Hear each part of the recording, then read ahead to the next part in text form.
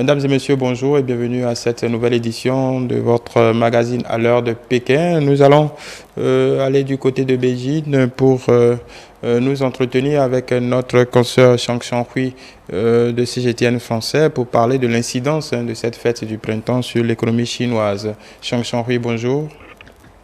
Bonjour, comment allez-vous? Ça va très bien. Et vous, j'espère que la fête a été très belle. Oui, alors la fête, justement, cette première fête après l'assouplissement des mesures de prévention contre la COVID-19 en Chine, eh bien, les Chinois ont passé une très bonne fête. Une Et fête alors, qui oui. est propice pour la consommation, qui est propice pour le tourisme, propice pour la restauration. Aussi, il faut également dire que c'est aussi propice pour les salons de coiffure, parce que les Chinois ont besoin de bien se coiffer pour accueillir cette nouvelle fête. Et aussi, c'est propice pour les hôtels, pour les KTV, pour l'industrie de divertissement en Chine. En rien de 7 jours, on a vu plusieurs records enregistrés. Alors, ces records précisément au niveau de la consommation en général. Alors, au niveau de la consommation, nous sommes aujourd'hui le dernier jour de cette période de vacances du Nouvel An chinois. Au fur et à mesure, on a quelques chiffres et quelques données qui sont déjà publiées par les autorités chinoises et aussi par les agences de tourisme, par aussi des hôtels. Après, nous allons également attendre donc ces informations qui vont venir au fur et à mesure.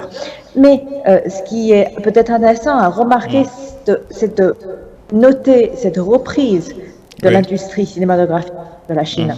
Surtout, en rien de 7 jours, eh bien, le box-office en Chine a enregistré en tout 6,5 milliards de yuan de recettes. Ah oui. C'est à peu près équivalent à 1 milliard de dollars de recettes en rien de 7 jours. Avec principalement les 7 blockbusters qui ont fait la une en Chine, dont le plus reconnu de Four River Red, Man Jianhong, dirigé par Zhang Yimou, et aussi Wandering Earth par Guo Fan, dirigé par le chinois, le réalisateur Guo Fan.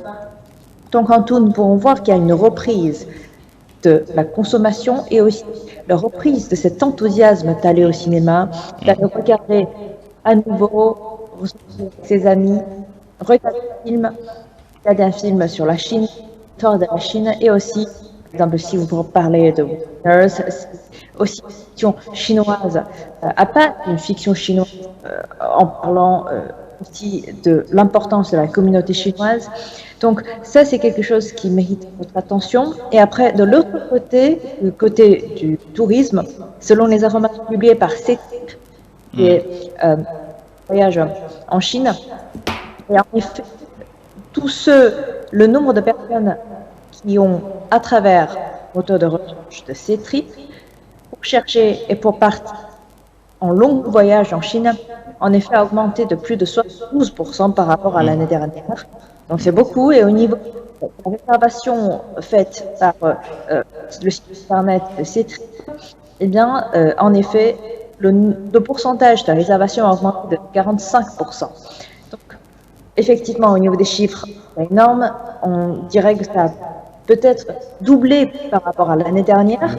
Et surtout, quand on parle, par exemple, de l'industrie cinématographique, c'est pareil. Tous les chiffres dépassent les chiffres de l'année dernière, de l'année 2022. Donc, on voit que ça s'annonce très bien pour l'année 2023. Et en même temps, c'est aussi une très belle occasion pour les gens d'aller au restaurant, d'aller également se retrouver avec leur famille, avec leurs amis. Donc, ça fait 3 ans qu'on n'a pas vu ces images, comme quoi il y a le nombre de personnes, le flux des personnes qui inondent d'un endroit touristique. Et nous avons également entendu que depuis 2-3 jours, eh bien, beaucoup de sites touristiques ont dû faire face à cette situation où il y a beaucoup de personnes qui se ruent à un endroit au même moment. Donc, c'est plutôt une signe pour la Chine qu'il y a plus de personnes qui souhaitent, qui a cette volonté de dépenser plus d'argent et aussi cette volonté d'être avec leurs amis, avec leur famille, de sortir, de consommer. Donc, dès qu'on voit que la bourse à Hong Kong a déjà augmenté Donc, en effet, on voit bien que le marché asiatique et aussi le marché chinois est en train de reprendre et que la confiance revient dans la consommation chinoise. Et j'espère que ce sera également le cas pour l'investissement chinois dans un proche avenir. D'accord, donc on peut dire que le premier trimestre de cette année est bien parti pour que des records, en tout cas que l'économie chinoise dans son ensemble reparte de plus belle après les restrictions liées à la période Covid. On peut dire que la machine est repartie pour de bon.